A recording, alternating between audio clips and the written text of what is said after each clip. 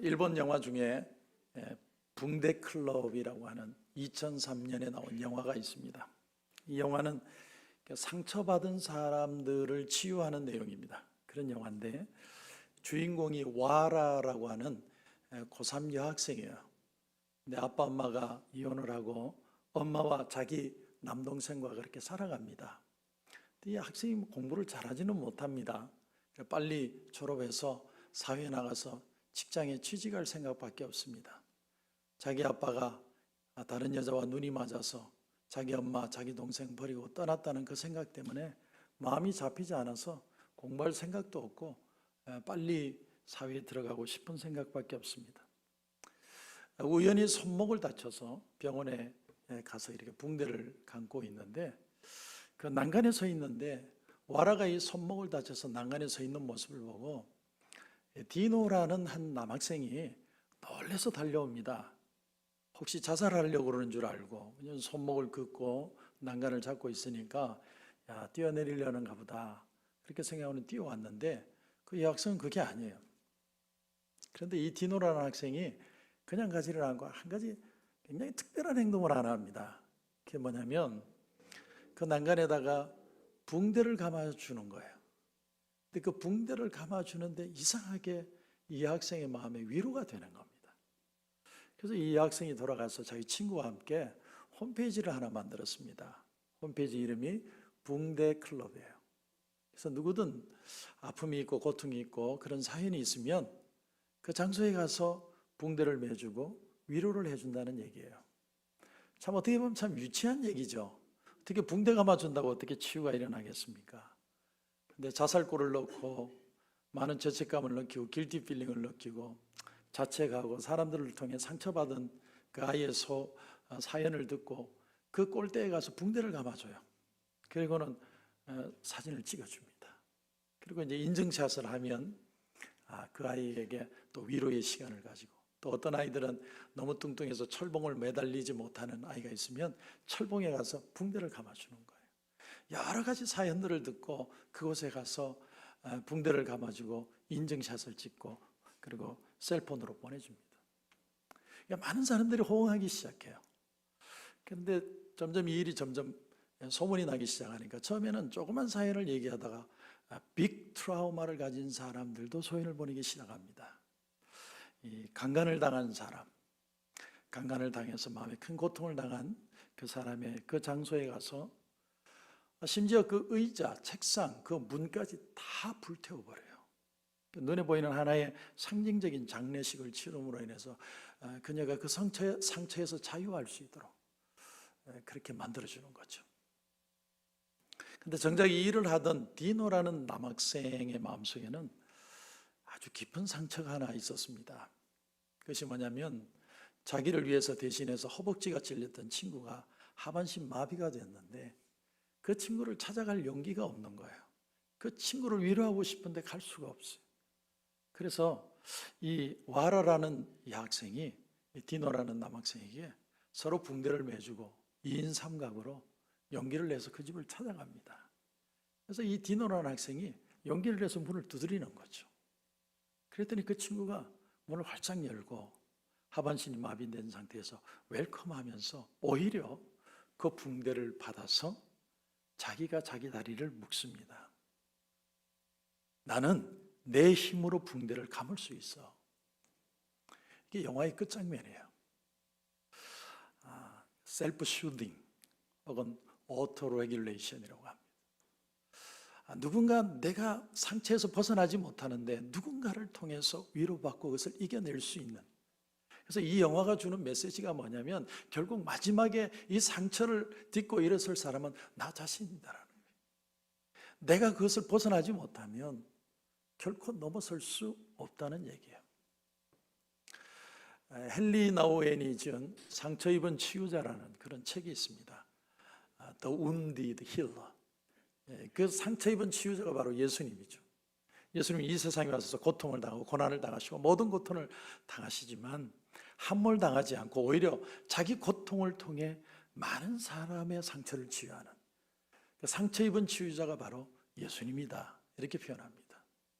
저는 제자로서의 삶이 뭘까? 우리가 예수님을 따라가는 제자의 삶이라고 표현을 하는데 그 제자로서의 삶이 뭘까?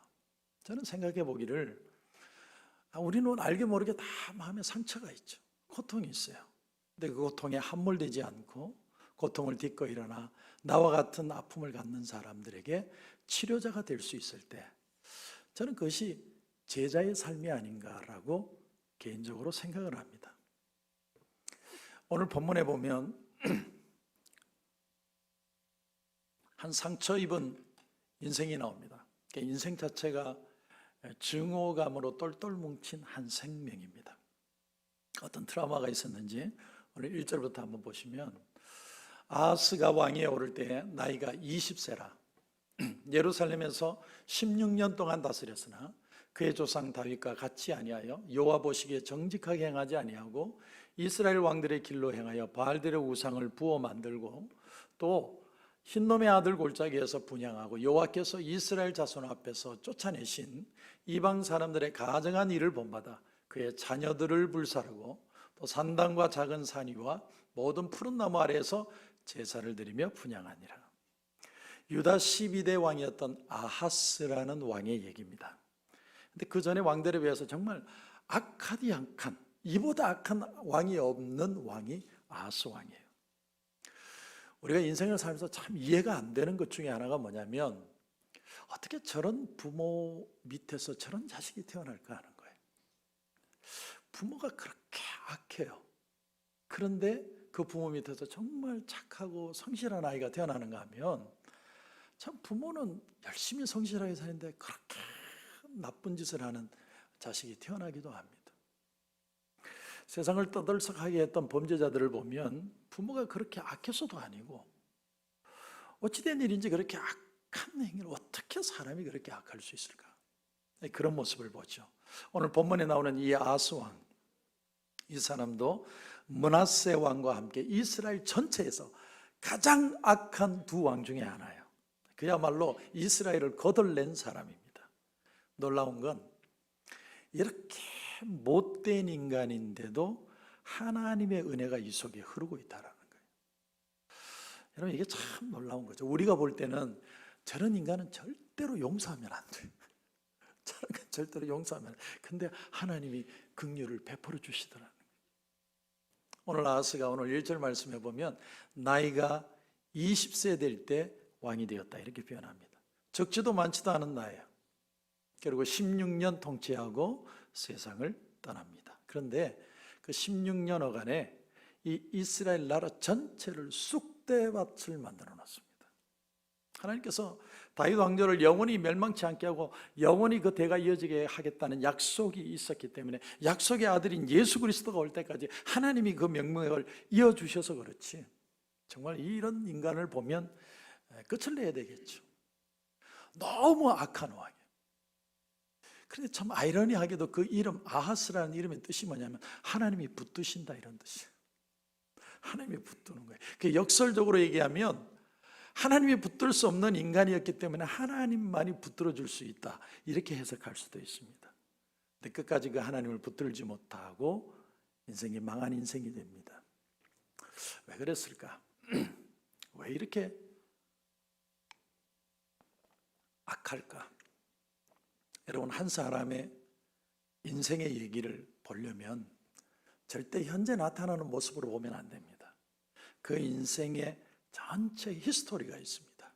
그 사람이 태어나서 상처받고 지금까지 살아온 삶의 배경을 알아야 이 사람의 행동이 이해가 갈 때가 참 많습니다. 이 아하스라는 한 사람의 인생을 알려면 좀 많이 거슬러 올라가야 돼요. 이 북이스라엘의 아합 왕과 이세벨의 딸이 아달랴죠. 근데 이 아달랴라는 여인이 남유다로 시집을 와요. 시집을 와서 결혼했는데 남편도 죽고 자기 아들도 죽습니다. 그러고 난 뒤에 이 아달랴가 변신하는데 어떻게 되냐면 자기 손자들을 다 죽여버립니다. 제가 몇 개월 전에 그 설교한 거 여러분 기억나시죠? 예. 기억이 안 나는 게 정상이죠. 그죠? 기억이 나는 게 이상한 거. 그런데 엄청난 폭정을 행하는데 여호야다라는 대제사장이 있었습니다. 이 대제사장이 반정을 일으켜서 쿠데타로 아달랴를 제거해 버립니다. 근데 아달랴가 손자들을 다 죽이는데 하나만 살아남았어요. 1살 때 살아남아서 성전 저 깊은 곳에 숨겨뒀는데 7살이 돼서 아달랴를 제거하고 왕으로 세웁니다. 그 왕이 8대 요아스라는 왕이죠. 그러니까 요아스라는 왕이 있고 오늘 왕은 아하스입니다. 헷갈리지 마시기 바랍니다. 요아스, 아하스. 자, 거기서부터 한번 생각해 봅니다. 여호야다 대제사장 고모부예요. 요아스 왕의 고모부인데 몇 살까지 살았냐면 130살까지 살았어요. 억수로 오래 살았죠. 그런데 그렇게 살면서 39년을 이 요아스 왕이 그 고모부 밑에서 정치를 잘했습니다. 그런데 이제 고모부가 죽은 거예요. 세상을 떠나고 나서 1년 동안 지 멋대로 하다가 부하한테 살해를 당합니다. 요아스가. 그러니까 요아스 왕이 죽고 나니까 이제 아들이 왕이 되겠죠. 그 아들 이름이 아마샤입니다. 근데 아마샤가 왕이 되고 나서 에돔과 전쟁을 했는데 승리를 했어요. 기고만장해가지고 야 북이스라엘 이리 와봐, 우리 한판 붙자. 그래서 아주 직사게 두들겨 맞고 부상을 입고 돌아왔는데 부하한테 또 맞아서 죽습니다. 그러니까 아버지도 부하에게 죽고 자기도 부하에게 맞아 죽고. 그 다음에 10대 왕으로 나온 왕이 그 유명한 우시야라는 왕이에요. 근데 이 우시야 왕은 52년을 통치합니다. 참 정치를 잘했던 것 같아요. 그런데 여기서 한 가지 뭔가 모르게 왕들이 제사장들에게 대해서 눌림이 있었던 것 같아요. 눌림. 여러분, 우리가 역사적으로 카노사의 굴욕이라는 얘기를 여러분 다 잘 아시죠? 이 신성 로마 제국의 하인리 4세가 교황 그레고리 7세와 이 성직자 임명을 누가 하느냐? 그러다가 그레고리 7세가요 하인리 4세를 파면시켜 버려요. 그래서 하인리 4세가 아무것도 못하는 거죠. 그래서 어떻게 합니까? 눈밭에 그 야밤에 그 그레고리 7세가 있는 성을 찾아가죠. 그리고는 눈밭에서 무릎을 꿇지 않습니까? 그것을 가리켜서 우리가 카노사의 굴욕이라고 그러는데 그 일로 하인리 4세가 복직이 돼요. 근데 복직이 되고 나서 어떻게 했냐면 권력을 잡자마자 교황을 폐위시켜 버립니다. 그러니까 이 왕과 제사장의 알력은요 굉장히 역사와 전통을 자랑하는 겁니다. 항상 그런 문제가 있는 것 같아요. 우시야도 그랬던 것 같습니다. 내가 왕인데 52년 통치하면서 모든 건 정치적으로, 경제적으로, 사회적으로 다 내가 실권을 잡았는데 제사장만큼은 안 되는 거예요. 그래서 내가 가서 내가 직접 분양하겠다. 제사장들이 막 막아선 거죠. 그런데 이마에 나병이 나기 시작합니다. 그래서 그 성전에서 제사장들이 끌려와서 쫓겨납니다. 그리고 어떻게 되죠? 별궁으로 들어가서 24년 동안 홀로 쓸쓸하게 살다가 죽어요. 그게 10대 왕 우시야입니다. 자, 그리고 그 다음에 나온 왕이 11대 요담입니다. 요담. 근데 그 요담은 아버지하고 섭정을 하다가 뭐 그냥 그렇게 그럭저럭 하다가 죽어요. 그리고 나온 왕이 오늘 본문에 나오는 12대 아하스 왕이에요. 자, 이 아하스 왕이요 할아버지 우시야가 별궁에 갇혀 있을 때 찾아갔지 않겠어요? 할아버지의 얘기를 듣지 않았겠습니까? 참 마음에 말로 못할 제사장들을 향한 증오심이 있는 거예요. 이 상처가 있는 겁니다. 상처. 그러니까 아하스의 선대들을 보면 전부 제사장하고 부딪힌 거예요. 그런데 이 아하스가 왕이 되고 나니까 왕권이 파워가 생긴 거예요. 왕권이 강해진 겁니다. 그래서 제사장들을 짓누르고 진짜 왕다운 왕이 되는 거죠. 그래서 오늘 1절부터 다시 보면 아하스가 왕이 오를 때 나이가 20세라 예루살렘에서 16년 동안 다스렸으나 그의 조상 다윗과 같이 아니하여 여호와 보시기에 정직하게 행하지 아니하고 이스라엘 왕들의 길로 행하여 남유다 왕인데 북이스라엘 왕을 따라갔다는 거예요. 근데 여러분 이해가 가시죠? 너무 제사장 꼴보기 싫으니까 아주 정오심에 불타서 반발심에 불어 더 그렇게 했다는 거예요. 그리고 바알 신들을 끌어들이는 게 아니라 본인이 직접 만들었어요. 본인이 만들어서 섬기는 거예요. 옛말에 어른들이 그런 말 했습니다. 제발 모진 사람 옆에 가지 마라. 모난들이 정 맞는다. 모진 사람 옆에 가면 괜히 휩쓸려가지고 결국은 나도 덫으로 빠진다는 거죠. 클라이맥스가 뭐냐? 진짜 심각한 게요. 3절 이하에 보면 또 흰놈의 아들 골짜기에서 분향하고 여호와께서 이스라엘 자손 앞에서 쫓아내신 이방 사람들의 가정한 일을 본받아 그의 자녀들을 불사르고 또 산당과 작은 산 위와 모든 푸른 나무 아래에서 제사를 드리며 분향하니라. 이 흰놈 골짜기, 그러니까 까만 놈 골짜기가 따로 있는 게 아니고요, 이 흰놈 골짜기가 요한계시록의 아마겟돈 전쟁의 장소예요. 자, 그런데 그 흰놈 골짜기에다가 제사를 차려놓고 이 밀곰이라고 해서 암몬 족속들의 제사 방식이 있습니다. 이게 몰렉 제사라고 그러는데, 자기 자식을 이렇게 잘라서 피를 드리든지, 아니면 자식을 완전히 태워서 드리든지, 아니면 제사 지내기 전에 자식을 그 불 가운데로 걸어가게 해서 피가 튀게 해서 죽여버리는 거예요. 이게 사람이 할 수 있는 일이 아니죠. 근데 그걸 그대로 따라했다는 거예요. 모르긴 몰라도 아하스 왕이 자기 자식들 다 그렇게 죽였을 가능성이 많아요. 자기 인생의 목적을 위해서 자식들 다 죽여버리는 거예요. 흰놈 골짜기, 흰놈 골짜기. 거기까지 가려면 여러분 무슨 짓은 못하겠습니까? 산당과 작은 산당 위에 모든 푸른 나무 아래에서, 우리식으로 얘기하면 영험 있는 나무 밑에서, 우리 저 한국의 시골에 가면 큰 나무 밑에 보면 돌들 쌓아가지고 뭐 묶어놓고 막 비나이다 비나이다 산신령께 비나이다, 그런 식으로 했다는 거예요. 가는 곳마다 그냥 자식 죽이고 그냥 산당 쌓아놓고. 그러니까 이스라엘 백성들이 타락하는 건 당연한 거겠죠. 레위기 20장에 보면 하나님이 모세를 통해 이런 말씀을 하십니다. 여호와께서 모세에게 말씀하여 이르시되, 너는 이스라엘 자손에게 또 이르라. 그가 이스라엘 자손이든지 이스라엘에 거류하는 거류민이든지 그의 자식을 몰렉에게 주면 반드시 죽이되 그 지방 사람이 돌로 칠 것이요, 나도 그 사람에게 진노하여 그를 그의 백성 중에서 끊으리니, 이는 그가 그의 자식을 몰렉에게 주어서 내 성소를 더럽히고 내 성호를 욕되게 하였습니다. 그가 그의 자식을 몰렉에게 주는 것을 그 지방 사람이 못 본 채 하고 그를 죽이지 아니하면 내가 그 사람과 그의 권속에게 진노하여 그와 그를 본받아 몰렉을 음란하게 섬기는 모든 사람을 그들의 백성 중에서 끊으리라. 여러분, 왜 하나님께서 가나안 백성들, 이스라엘 백성들을 그 광야에서 40년 동안 그렇게 고통을 당하게 하고 거룩하고 순결한 백성을 만들어서 가나안 땅에 들어가게 하셨느냐? 여러분, 가나안 땅에는요 인신 제사가 있었어요. 인신 제사. 하나님이 왜 이스라엘 백성들을 애굽 땅에서 400년 동안 그렇게 고통을 당하게 하셨느냐? 역설적으로 얘기하면 가나안 땅에 기회를 준 거예요. 너희들이 그렇게 인신 제사를 하고 나쁜 짓을 하는 것을 회개하고 돌아오기를 내가 400년 동안 기다린다. 돌아오지 않았어요. 더 악해졌습니다. 그래서 하나님이 이스라엘 백성들을 데리고 그 땅에 사람들을 몰아내신 거예요. 우리는 살면서 내게 왜 이런 고난이 올까? 나는 왜 이렇게 이 문제가 안 풀리지? 그럴 때가 있습니다. 그런데 여러분, 조금 더 깊이 들여다보면 하나님께서 우리를 빚어가시는 목적이 그 손길 속에 있다는 거예요. 내가 아프고 내가 힘들고 내가 도대체 이 문제를 해결할 수 없는데 그 속에 하나님이 우리를 향한 가슴 아파하는 모습이 있다는 거예요. 정말 나를 발견할 수 있겠느냐? 하나님의 손길을 발견해야만 하는데. 제가 지난주 금요일 새벽에 드린 말씀인데, 사무엘이 마지막 이제 은퇴 설교를 합니다.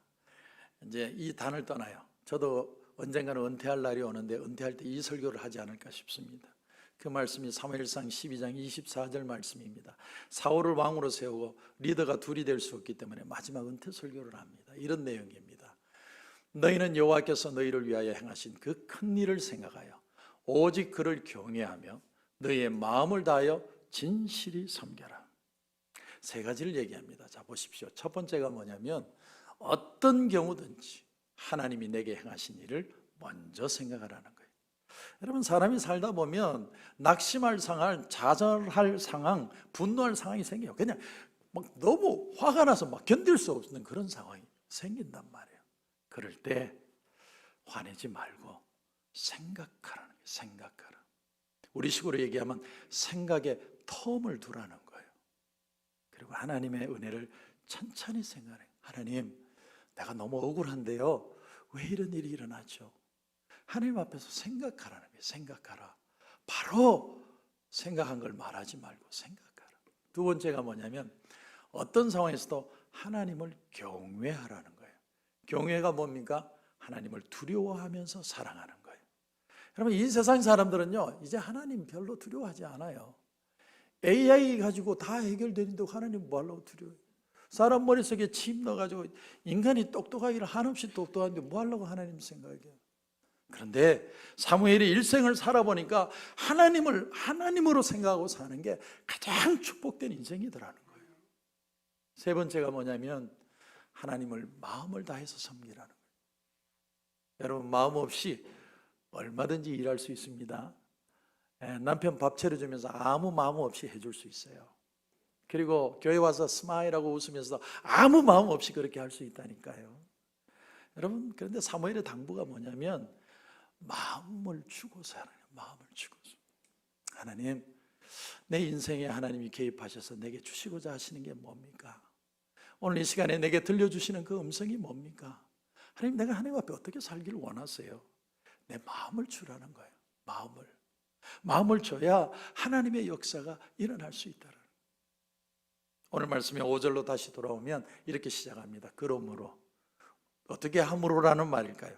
하나님 은혜 생각 안 하고, 하나님 두려워 안 하고, 건성으로 하나님의 제단에 함부로 바알 신상 만들고, 자기 아들들 불 가운데로 지나가게 하고, 몰렉신 섬기고, 영험하다는 나무들 찾아다니면서 막 거기서 절하고 그럴 때, 그러므로 그의 하나님 여호와께서 그를 아람 왕의 손에 넘기심에 그들이 쳐서 심히 많은 무리를 사로잡아 다메섹으로 갔으며, 또 이스라엘 왕의 손에 넘기심에 그가 쳐서 크게 살육하였으니 이는 그의 조상들의 하나님 여호와를 버렸습니다. 르말레의 아들 베가가 유다에서 하루 동안에 용사 12만 명을 죽였습니다. 아람 왕이 쳐들어와서 다메섹으로 다 붙들어가고, 그 다음에 북이스라엘 왕이 와가지고 또 12만 명을 죽여버렸어요. 여러분, 하루 만에 12만 명이 죽었습니다. 남유다 군대가 한 30만 명 정도 되는데 12만 죽었으면 3분의 1이 다 죽은 거잖아요. 네 집 아들들입니까? 아스야 지 아들 뭐 다 불에 태워 죽여서 없는지 몰라도 다 내 자식이고 내 남편이에요. 그런 사람들이 다 죽은 거예요. 그때 정부의 고관 대작들 다 죽어버렸습니다. 나라가 거들났어요. 또 거기서 끝나지 않아요. 여러분, 12만 명 죽이고 끝난 게 아니라 20만 명을 사로잡고 그들의 재물을 많이 노력하여 사마리아로 가져갔다. 다시 말하면 20만 명을 포로로 끌고 간 거예요. 한 사람 잘못하는데, 한 사람. 나라가 엉망진창이 되어버렸어요. 여러분, 저도 여러분 앞에 두렵고 떨리는 마음으로 사실 목회해요. 마치 살얼음판을 걷는 것처럼 목회를 한다니까요. 왜? 내가 하나님의 법 바로 서지 못하고 내가 교만하면 하나님이 언제 치실지 모르기 때문에.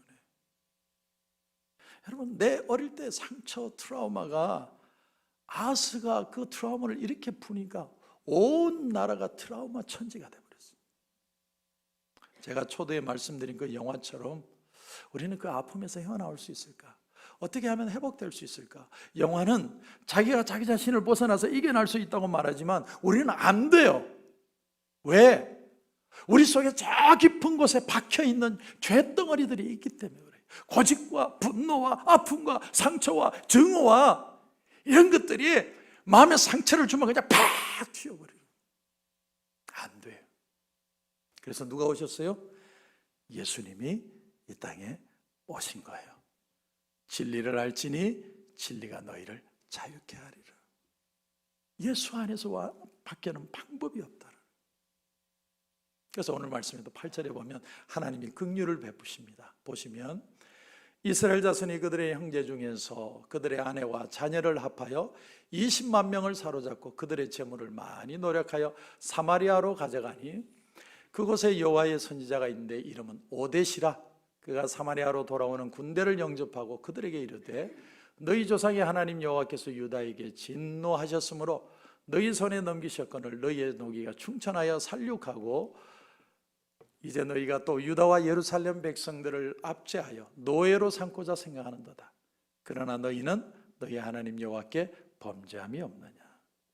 북쪽에 하나님의 선지자가 지금 이스라엘 왕 베가가 20만 명 남유다 사람들 끌고 오는데 외치는 겁니다.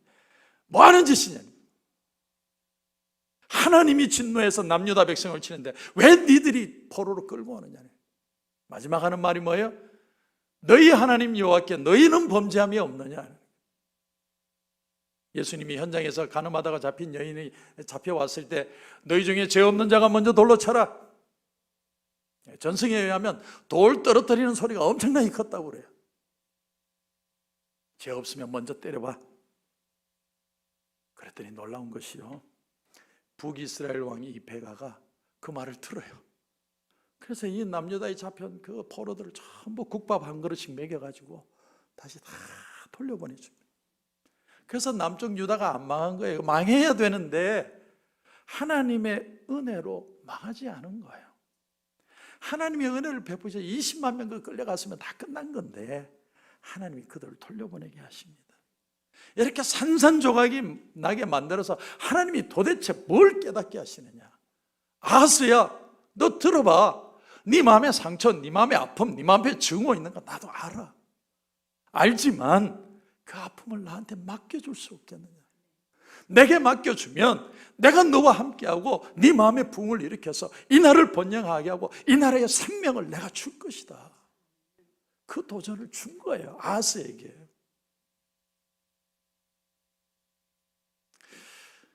그런데 안 될 인간은 안 될 모양이에요. 결국 16년 하고 죽습니다. 36살 나이에 죽어요. 여러분, 오늘 말씀이 우리에게 주는 도전이 뭔 줄 아세요? 우리도 얼마든지 아하스처럼 될 수 있다는 거예요. 여러분 아시는 얘기에 있지만 예루살렘에 아이히만이라는 작품이 있어요. 한 기자가 아이히만이라는 사람의 재판을 가지고 적은 책입니다. 이 유대인 600만을 학살했던 원흉 아이히만이 전범으로 잡히죠. 전범 재판소에 서는데 증인으로 나온 사람이 증인으로 섰다가 기절해 버렸어요. 기절하고 난 뒤에 왜 기절했는지 두 가지 이유를 밝혔습니다. 첫 번째가 뭐냐면 아이히만이 600만이나 죽였으면 정말 무섭고 독하게 생길 줄 알았는데 너무 평범한 노인이더라는 거예요. 두 번째, 저렇게 착하게 생긴 사람이 저럴 수 있다면 나도 아이히만이 될 수 있겠네. 그래서 기절해 버렸어요. 여러분, 그래서 우리가 하나님 앞에 쓰임받는 길이 뭔 줄 아세요? 제가 여러분에게 드리고 싶은 말은 내가 깨져야 돼요. 내가 내려져야 돼요. 저 사람이 아니고 내가 깨져야 돼요. 내가 하나님 앞에, 하나님 이 모습 이대로 하나님 앞에 옵니다. 하나님 나를 만져주옵소서. 그러니까 오늘 본문의 메시지가 뭡니까? 내가 하고 싶은 대로 원하는 대로 다 했더니 아하스처럼 된다는 게 메시지예요. 내게 주신 은혜, 내게 주신 달란트, 내게 주신 능력을 가지고 하나님의 뜻, 너희는 먼저 그의 나라와 그의 의를 구하라. 그래서 구하면 그 외의 모든 것은 내가 너에게 플러스 되게 해주겠다. 우리 인생은 딱 하나예요. 하나님의 말씀이 계속 들려오고 있어요. 근데 그 말씀을 듣고 말씀대로 살아내는 겁니다. 그래서 가장 큰 위기가 뭐냐면 하나님이 없는 게 위기예요. 하나님 없는데도 내가 잘 먹고 사는 게 문제예요. 하나님이 없으면 막 고통스러워야 돼요. 하나님 앞에 부르짖어야 돼요. 하나님 살려주세요. 왜 이 은혜가 나에게는 없습니까? 하나님 그 고백 들으시면 얼마든지 우리를 생명으로 회복시켜 주십니다. 그런 은혜가 다시 한번 우리 가운데 있기를 주님의 이름으로 축원합니다.